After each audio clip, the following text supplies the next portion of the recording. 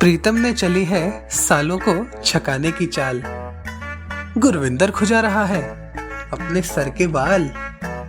कहानी के इस भाग में सुनिए, आखिर मंगलू किसके हाथ में देगा शगुन की मेहंदी का थाल।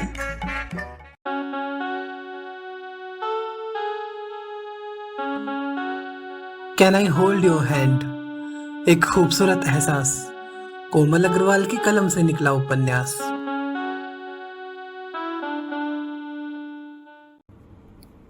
नमस्कार दोस्तों, आप सुन रहे हैं can I hold your hand, एक खूबसूरत एहसास का 44वां भाग वृंदा के साथ। डियर लिसनर्स, कहानी के पिछले भाग में आपने सुना कि सूरज के यहाँ से दुल्हन की मेहंदी न आने पर मौसी जी सवालों की बौछार कर देती हैं। राधा काकी मेहंदी तैयार करती हैं और प्रीतम एक प्लान के तहत मंगलू को सब समझा बुझाकर देहरादून के लिए रवाना करता है। अब आगे पाखी के घर पर शगुन की मेहंदी आने का इंतज़ार हो रहा था और सूरज ने प्रभात को मेहंदी डिज़ाइनर खोजने का काम सौंपा। मंगलू ड्राइवर के साथ ठंडी हवा के झोंके खाता पाखी के घर पहुंचा। कार के आते ही पंकज की टोली ने उस पर धाबा बोल दिया। राम भली करे, आप लोग कौन हैं? मंगलू ने पूछा। हम दुल्हनिया के भाई बहन हैं। राम भली करे, टोली के सदस्यों ने उसका मजाक बनाते हुए उसी के अंदाज में कहा। राम भली करे, आप लोग तो ज्यादा हैं। इतने सारे भाई बहनों को देख मंगलू हैरत में पड़ गया। तो क्या हम तुम्हें भाई नहीं और कसाई लगते हैं? पंकज ने धौंस जमाई और याद नहीं क्या, मैं आया तो था मसूरी अपने भैया के साथ, उसने याद दिलाते हुए कहा। वो सब हमको याद नहीं, और हमको तो बोला गया कि छोटी मलकाइन के एक ही भाई हैं और वो भी थोड़े खिसके हुए हैं। मंगलू ने प्रीतम का पढ़ाया पाठ दोहराया। पंकज और बाकी सब हंसने लगे। तभी गुरविंदर और प्रशांत वहाँ भीड़ जमा देख आए। बाबूजी और बाकी लोग भी सूरज के यहाँ से आए इस मंगलू नामक धोती कुर्ताधारी को देख जमा हो गए थे। सबको यही उम्मीद थी कि कोई सूट बूट पहने वर्दीधारी होटल स्टाफ को इस काम के लिए भेजा जाएगा, पर ये तो नाक सुड़कता और हर वाक्य में राम भली करे कि गुहार लगाता अतिथि आ टपका है।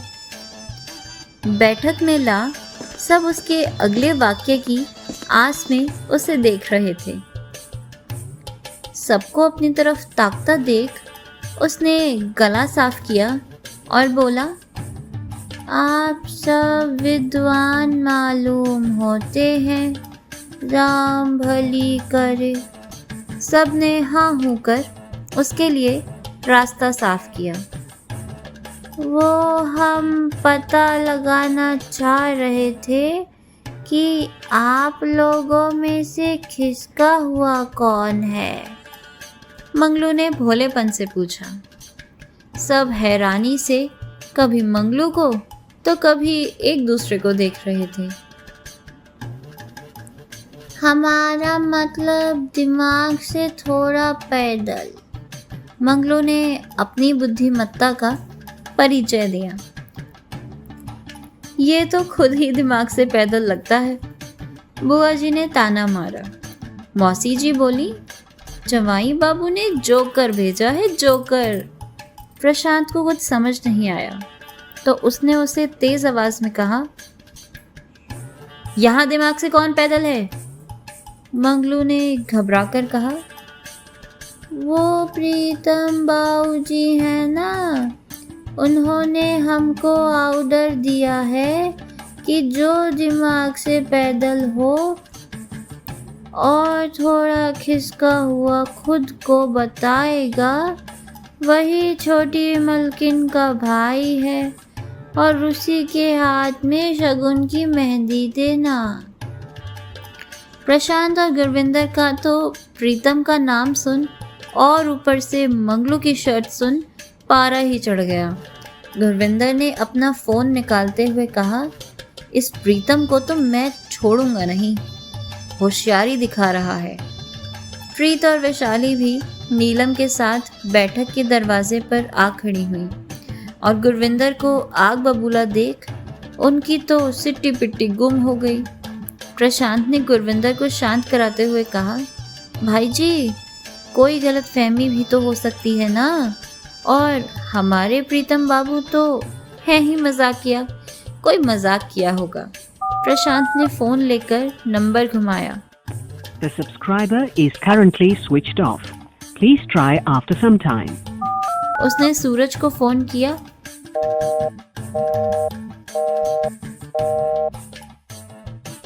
प्रशांत समझ गया कि सूरज क्यों फ़ोन नहीं उठा रहा है,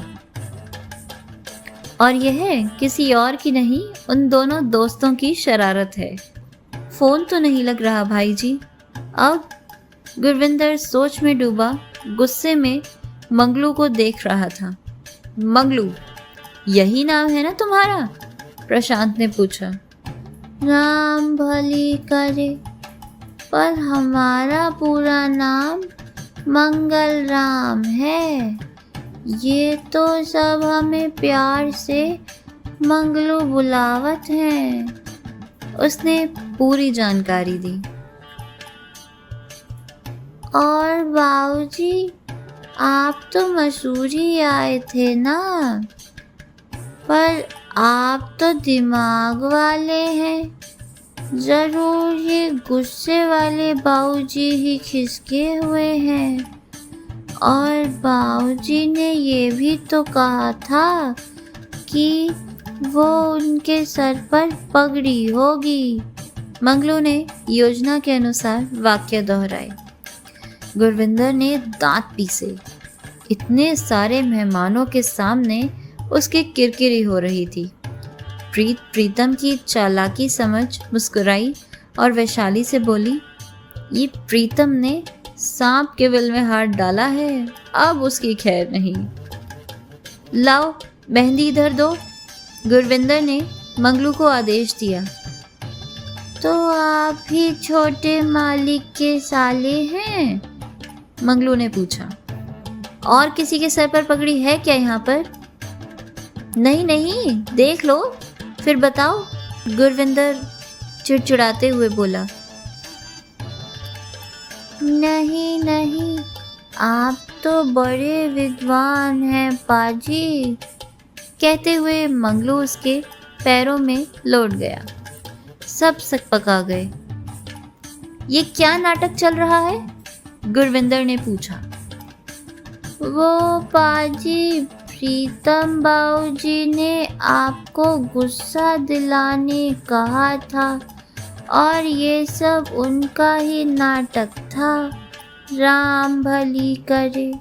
कहते हुए मंगलू अपनी जगह से उठ खड़ा हुआ और ड्राइवर को पुकारा। वह शगुन की मेहंदी का थाल लेकर आ गया था।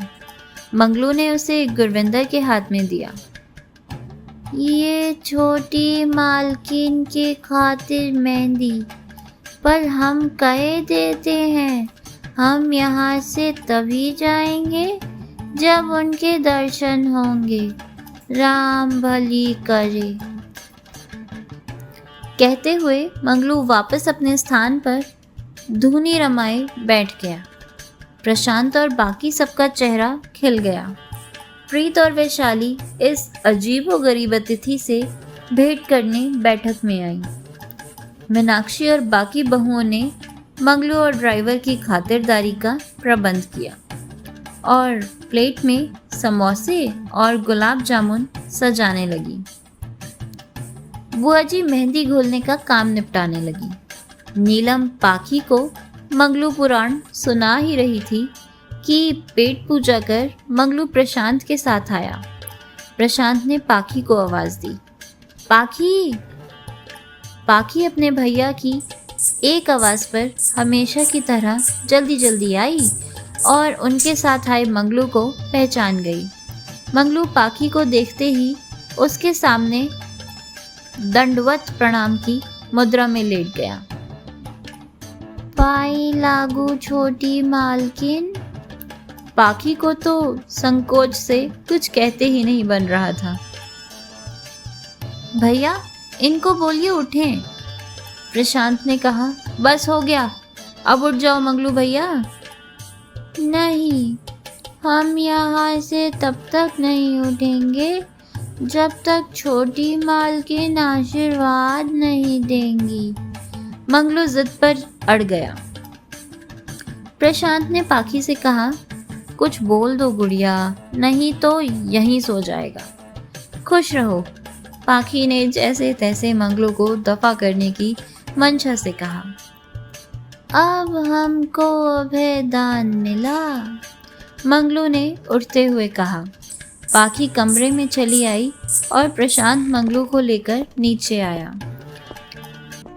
प्रीतम ने गुरविंदर के साथ शरारत तो कर दी थी, पर डर के मारे फोन भी बंद कर लिया था। सूरज उसकी इस बुज़दिली पर उसका मजाक उड़ाता हुआ बोला, साले, जब साले से इतना डरता है तो उसे छेड़ने का प्लान क्यों बनाया? तभी सूरज के फोन पर प्रशांत की कॉल आई, जिसे देख सूरज के भी ठंड में पसीने छूटने लगे।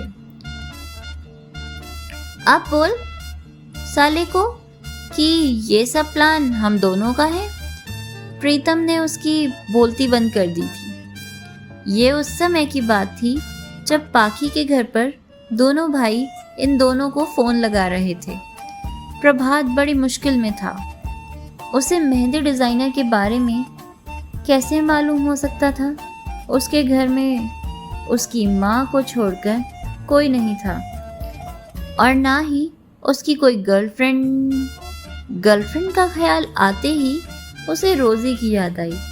अपनी मुश्किल उसने फ्रांसिस को बताई और उसे रोज़ी से बात करने को कहा।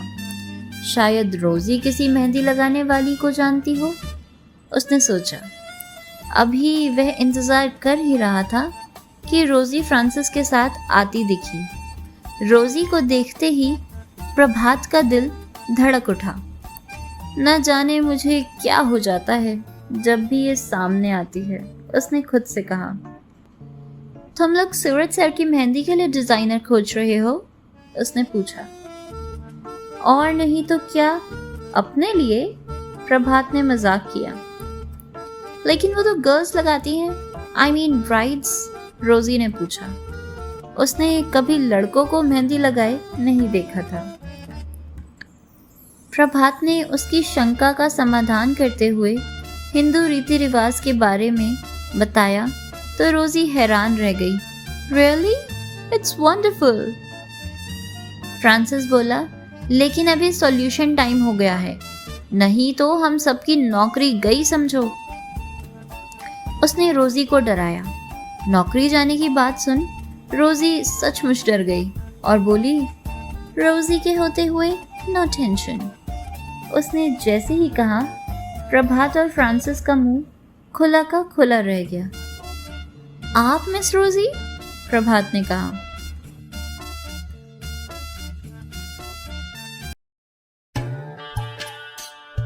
तो दोस्तों, ये था कहानी का अब तक का सबसे ज्यादा हंसने और गुदगुदाने वाला भाग, जिसमें रोज़ी ने प्रभात और फ्रांसिस से कुछ ऐसी बात कह दी है जिसे सुनकर दोनों का मुंह खुला का खुला रह गया। आखिर क्या है वह बात, जानेंगे अगले भाग में। तब तक आप हमारे चैनल को सब्सक्राइब करते जाइए, बेल आइकन प्रेस कर क्विक अपडेट्स पाइए। पसंद तो जरूर आया होगा, फिर लाइक का बटन दबाइए। हमारे इस उपन्यास को अपने परिवार और दोस्तों तक फैलाइए। एक प्यारा सा कमेंट कर प्रतिक्रिया भी देते जाइए। और अगला भाग सुनने के लिए फिर से इसी चैनल पर आइए। Thank you.